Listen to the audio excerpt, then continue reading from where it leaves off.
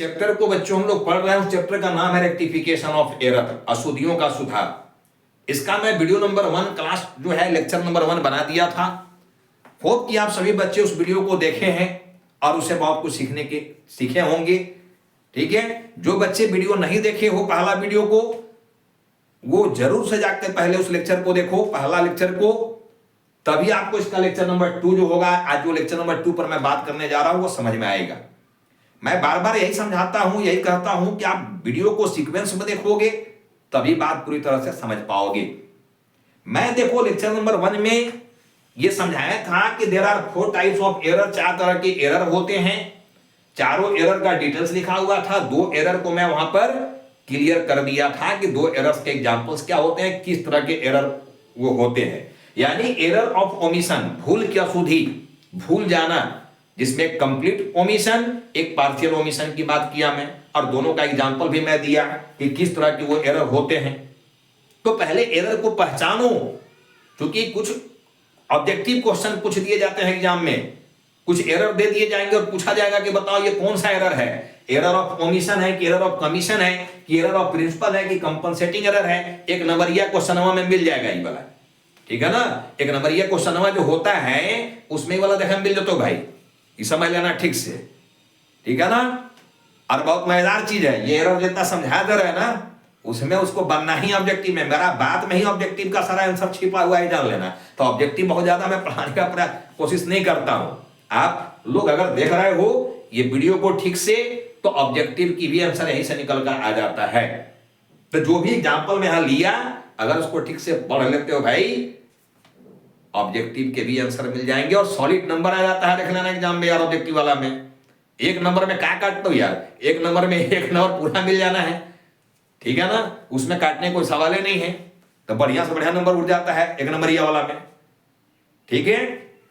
चलो, तो अब यहां पर आ गया देखो error of principle. Error of commission में भी मैं बोल दिया था कि टोटलिंग मिस्टेक कर रहे हो, रिकॉर्डिंग मिस्टेक कर रहे हो, कैरी फॉरवर्ड का मिस्टेक कर रहे हो, तो इस तरह के एरर, इस तरह के मिस्टेक को एरर ऑफ कमीशन के अंदर रखा गया था।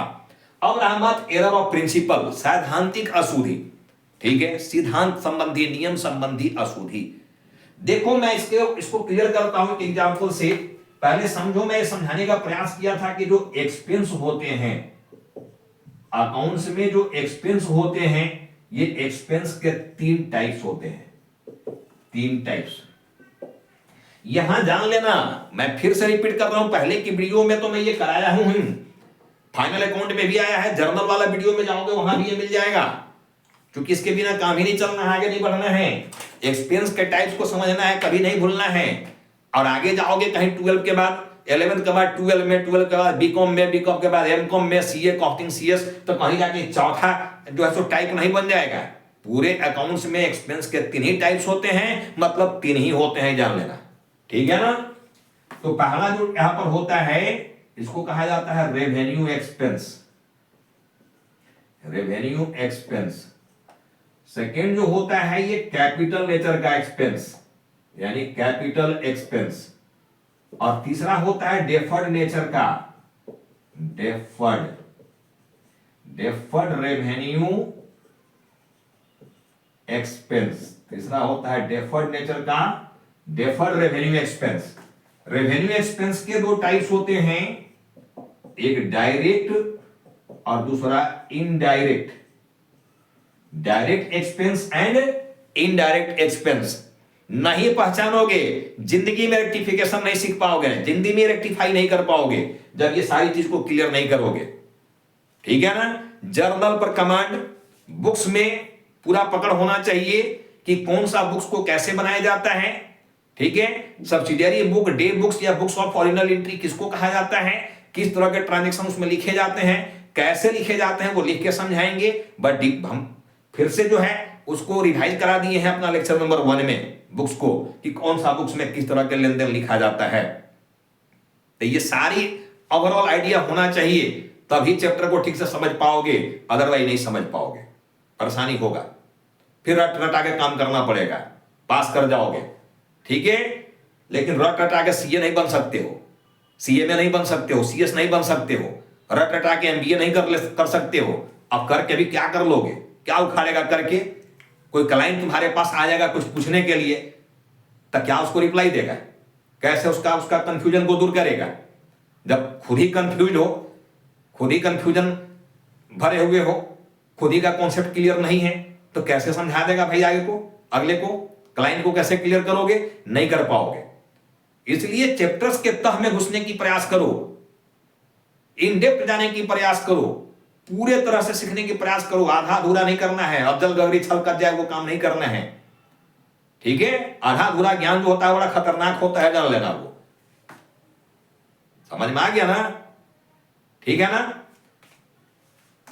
कहावत है ना कि घर का ना घाट का, समझ लेना। तो अगर रियल में कुछ करना है, ठीक है, रियल में कुछ बनना है, कुछ करना है, तो एक एक कॉन्सेप्ट को ठीक से सीखने की प्रयास करो, समझने की प्रयास करो। पूरे तरह से देखो, मैं यूट्यूब में नहीं पढ़ा पाऊंगा, क्लियर है कि टॉपिक तो बहुत सारे हैं, तो उतने सारे वीडियो यहां पर बनाना समझाना संभव नहीं है। इसलिए जो भी बच्चे ऑनलाइन जुड़ना चाहते हो, क्लास करना चाहते हो कि नहीं सर बहुत कुछ हमें सीखना है इसमें, तो फिर ऑनलाइन प्लेटफॉर्म में आना पड़ेगा या ऑफलाइन प्लेटफॉर्म में आना पड़ेगा। बिना आए कोई उपाय नहीं है, ठीक है ना? चलो, तो मैं स्टेटस में भी दे दिया हूं, नंबर क्या है मेरा, ठीक है, फोन नंबर क्या है, संपर्क कर सकते हो उस पर। जूम पर हम क्लास लेंगे, ठीक है ना? जिन भाई बच्चों को क्लास की आवश्यकता होगा उनको क्लास दिया जाएगा। पूरी बात करेंगे चैप्टर्स का, जो भी बुक फॉलो कर रहा है उसकी पूरी सवाल को बताया जाएगा कैसे बन रहा है। देखो एक एक बुक में 50-50 सवाल भरे हुए हैं, तो मैं 50-50 वीडियो कहां से बना दूंगा इस पर? संभव ही नहीं है।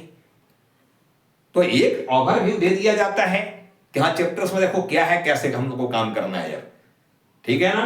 चलो, अब ये तीनों एक्सपीरियंस को पहचानने के लिए मैं बोला था कि गुड्स के टाइप्स को समझना, गुड्स के टाइप्स को। और मैं बोला था कि इसमें ट्रेडिंग नेचर का गुड्स यानी ट्रेडिंग गुड्स, और सेकेंड होता है non trading, that is using goods.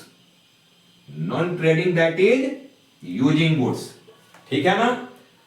अब देखो ट्रेडिंग गुड्स हो या यूजिंग गुड्स, ट्रेड करना मतलब बेचना। जैसे मान लो मार्कर का दुकान है मेरा, मार्कर खरीद के ला रहे हैं तो इसको हम गुड्स बोल रहे हैं, मार्कर नहीं। क्या बोल रहे हैं इसको हम लोग?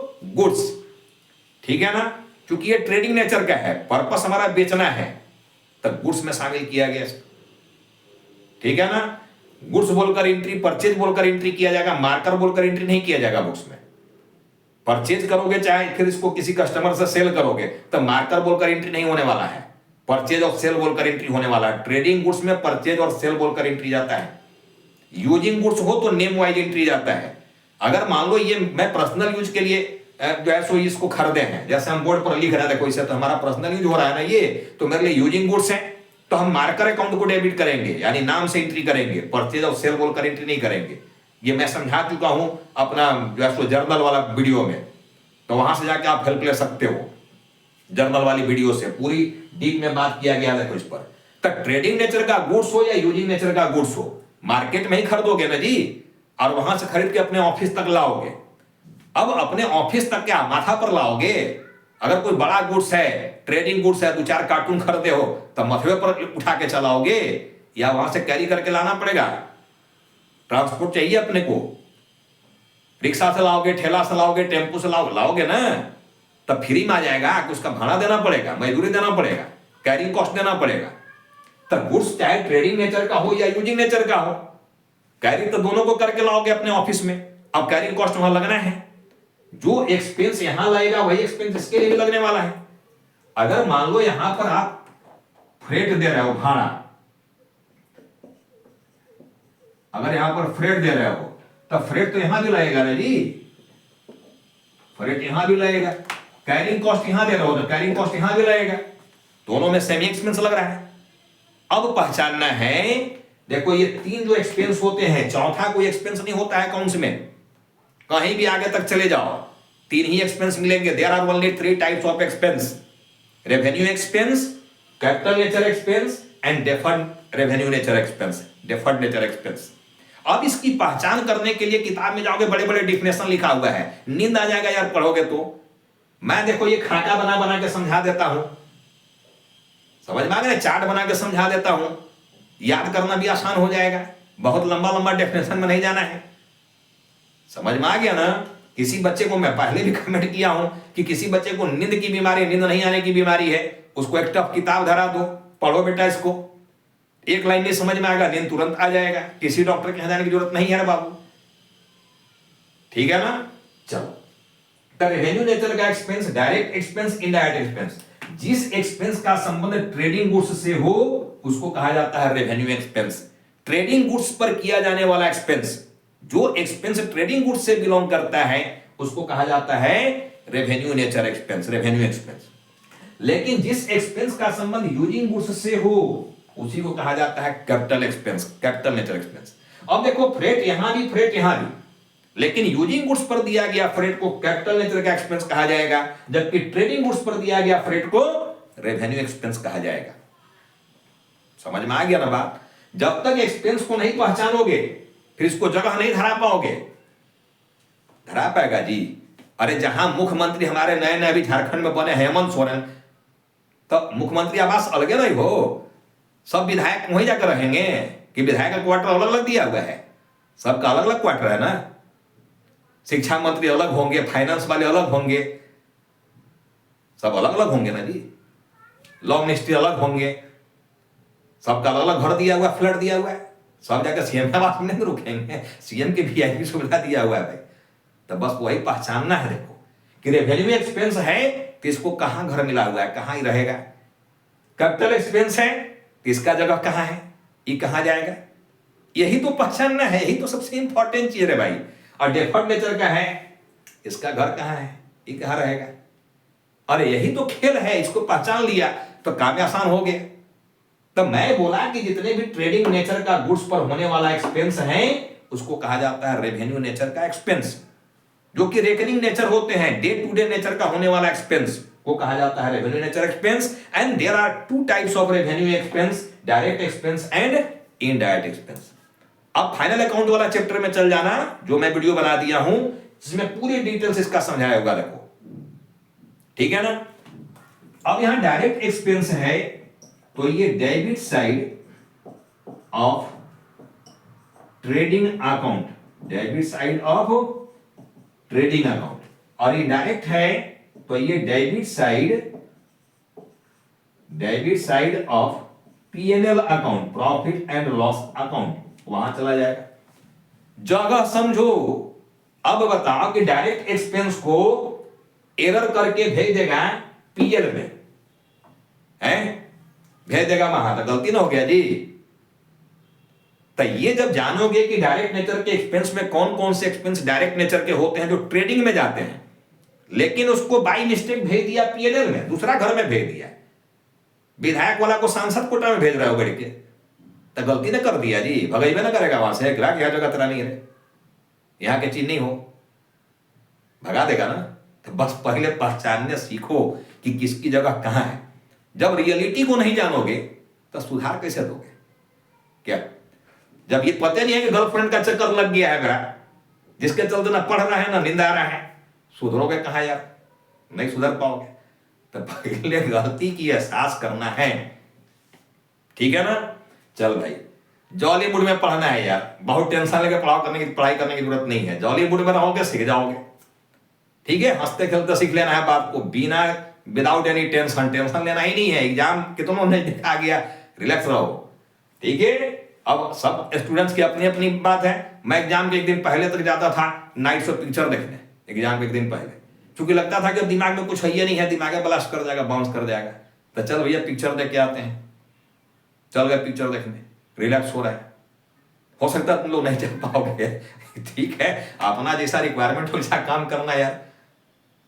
अब एग्जाम हॉल में जाते थे तो जो चीज लगता था कंप्लीट भूल गए हैं वो सब याद आने लगता था टेबल में बैठने के बाद। तो होता है ऐसा, ठीक है ना।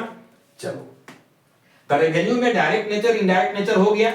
डेबिट साइड कहां जाना है ये जगह समझना है। तो मैंने पहले रेवेन्यू को समझा दिया, पहचान समझाया, उसका अकाउंटिंग ट्रीटमेंट समझा दिया। पहचान समझाया कि जिस एक्सपेंस का संबंध ट्रेडिंग नेचर के गुड्स से हो, जो एक्सपेंस ट्रेडिंग नेचर के गुड्स से बिलोंग करता है, रेवेन्यू एक्सपेंस कहलाता है।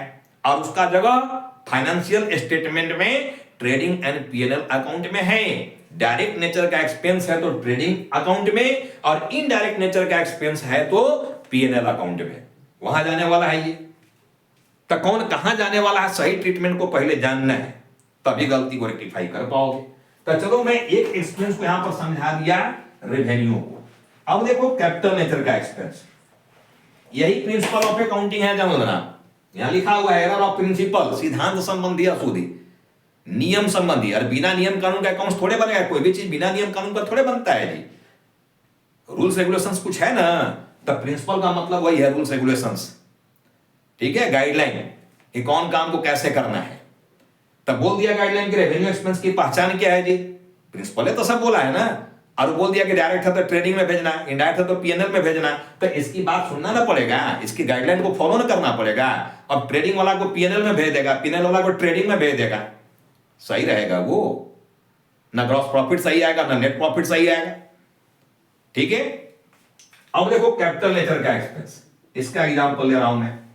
और अक्सर जब रेक्टिफाई करोगे तो इससे रिलेटेड कोई ना कोई प्रॉब्लम में दिया रहता है, इससे रिलेटेड कोई ना कोई ट्रांजैक्शन प्रॉब्लम में दिया रहेगा, ठीक है ना। जितने भी एरर दे देंगे, मान लो 5 एरर दे दिया रेक्टिफाई करने के लिए, तो उसमें एक आगो एरर ऐसा वाला रहता है रखना, कैपिटल एक्सपेंस से रिलेटेड, ठीक है। कैपिटल एक्सपेंसेस से रिलेटेड में होता है क्या है, कैपिटल एक्सपेंस को रेवेन्यू मान लेना, रेवेन्यू एक्सपेंस को कैपिटल मान ले रहे हो, चाहे गलती से मान रहे हो चाहे इंटेंशनली मान रहे हो, जैसे भी मान रहे हो, तो एरर तक कर दे रहे हो। प्रिंसिपल जो कह रहा है पहले उसको सीखो, फिर गलती क्या कर रहे हो, वो जब गलती होगा तब तुम्हें भी समझ में आएगा कि भैया प्रिंसिपल ये कहा था, हमने ये कर दिया, अब ये कर दिया तो इसको सुधारे कैसे, ये समझना है। अब देखो एरर ऑफ प्रिंसिपल में मैं बोल दिया कि यूजिंग गुड्स से पर होने वाला एक्सपेंस को कहा जाता है कैपिटल नेचर एक्सपेंस। और कैपिटल नेचर एक्सपेंस का अकाउंटिंग ट्रीटमेंट क्या होता है, अकाउंटिंग ट्रीटमेंट होता है कि कैपिटल एक्सपेंस को कैपिटलाइज कर देना है। क्या कर देना है, कैपिटलाइज, ठीक है। और it should be added, it should be added with value of asset. देखो जितने भी एसेट्स होते हैं, फिक्स्ड एसेट्स, वो सब कैपिटल एक्सपेंस कहलाते हैं। जैसे plant and machinery, land and building, furniture and fixtures, loose tools, patent right, copyright, trademark, ये सारी चीज जो देख रहे हो सब कैपिटल नेचर का एक्सपेंस है। कैपिटल नेचर एसेट्स के साथ साथ उसको कैपिटल नेचर का एक्सपेंस भी बोल सकते हो, ठीक है ना। कैपिटल नेचर का एक्सपेंस भी बोला जाएगा। अपने कैपिटल को कैपिटलाइज कर दिए हैं फिक्स्ड एसेट्स में, ठीक है ना। तो कैपिटलाइज कर देना है, देखो कैपिटल एक्सपेंस को क्या करना है, कैपिटलाइज कर देना है। कैपिटलाइज करने का मतलब it should be added with value of asset. जिस एसेट पर ये एक्सपेंस किया गया है उसी एसेट में इसको ऐड करना है, यही प्रिंसिपल कह रहा है, ठीक है। यानी नेवर इट शुड बी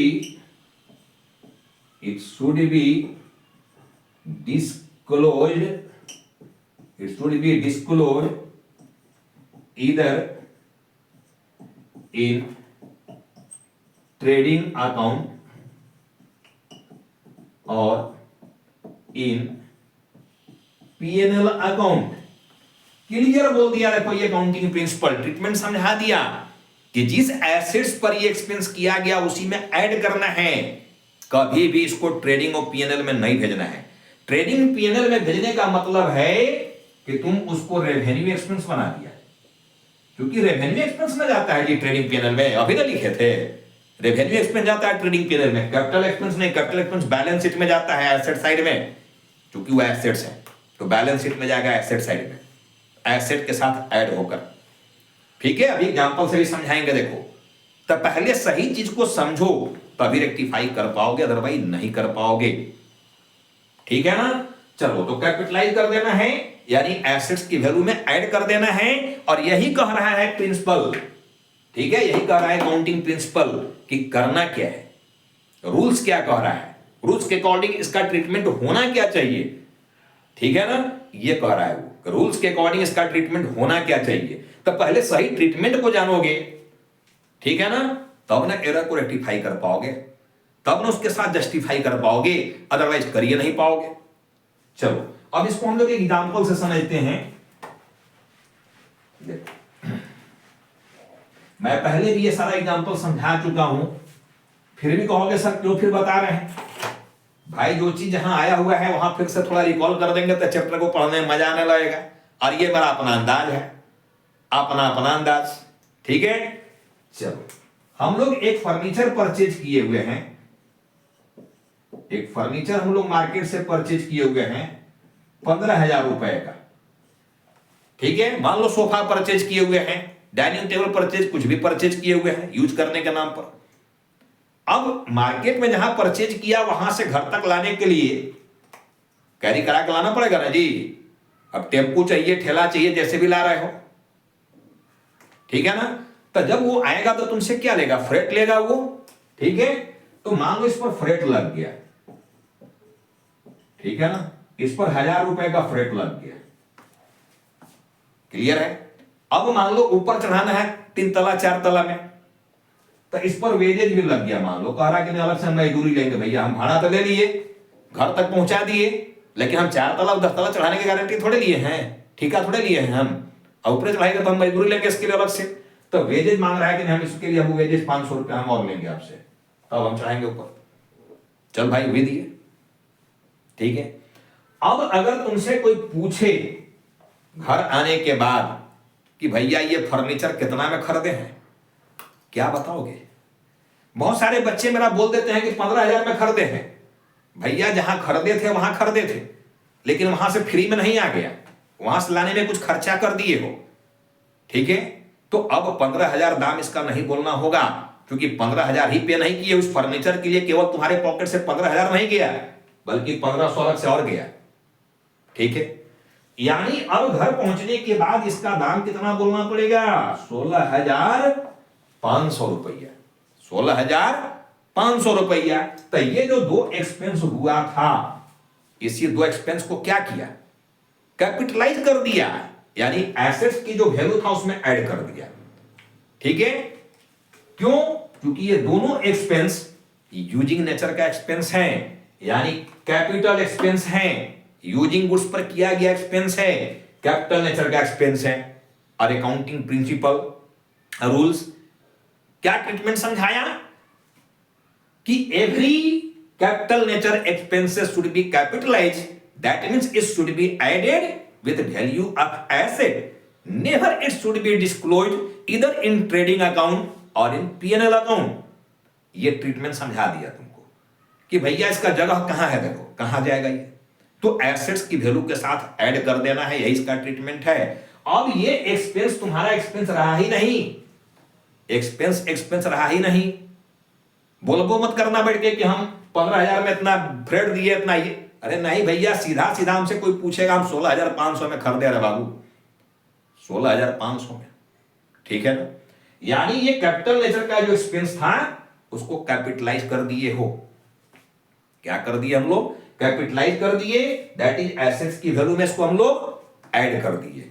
यही ट्रीटमेंट होता है, ठीक है। तो अब ये एक्सपेंस नहीं रहा, कॉस्ट का रूप धारण कर लिया।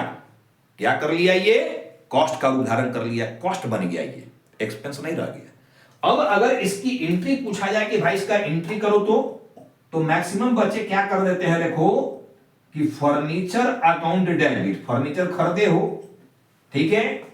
हम लोग अगर गोल्डन की बात करेंगे तो रियल अकाउंट्स कम्स इन, और 4 पिलर की बात करेंगे तो ये एसेट है, एसेट का बैलेंस बढ़ रहा है। और मान लो कैश में परचेज की हो तो टू कैश अकाउंट, ये हो गया, ठीक है ना।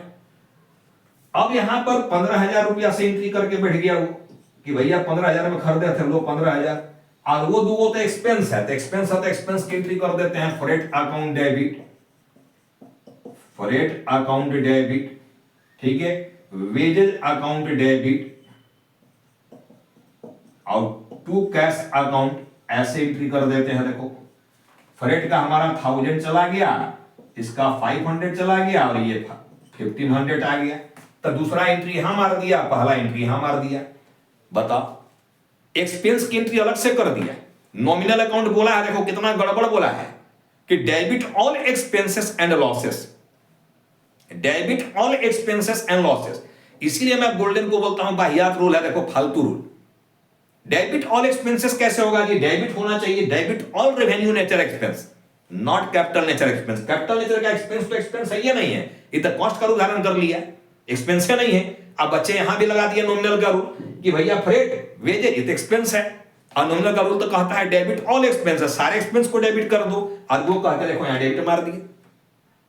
अब यहां तुम एरर कर दिए।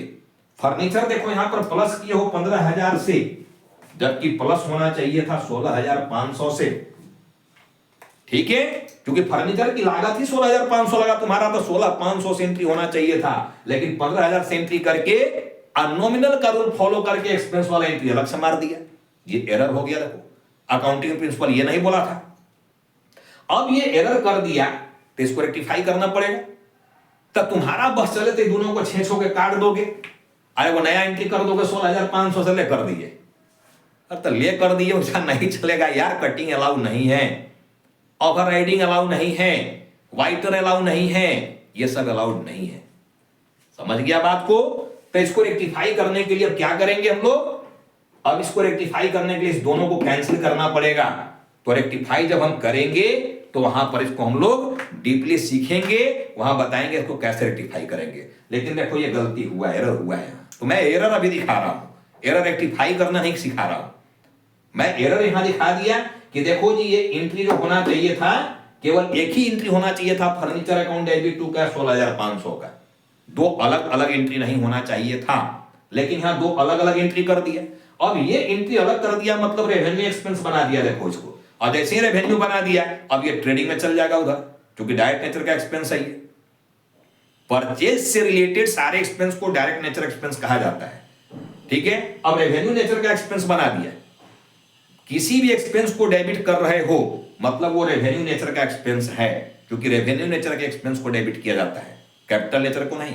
कैपिटल नेचर के एक्सपेंस में एसेट्स को डेबिट किया जाता है, एक्सपेंस को डेबिट नहीं किया जाता है, ये जान लेना।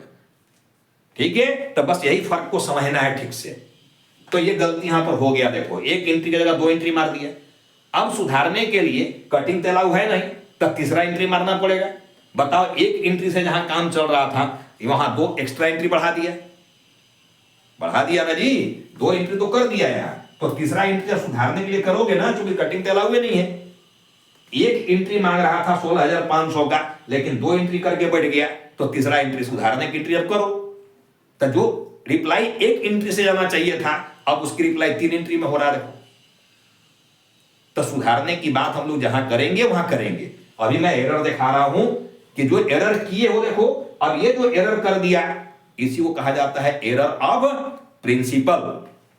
प्रिंसिपल ऐसा बोला था करने के लिए, एक्सपेंस को पहचानने के लिए बोला था कि जब भी एक्सपेंस की एंट्री मारोगे तो पहले एक्सपेंस को पहचान लेना कि एक्सपेंस रेवेन्यू नेचर का है या कैपिटल नेचर का है।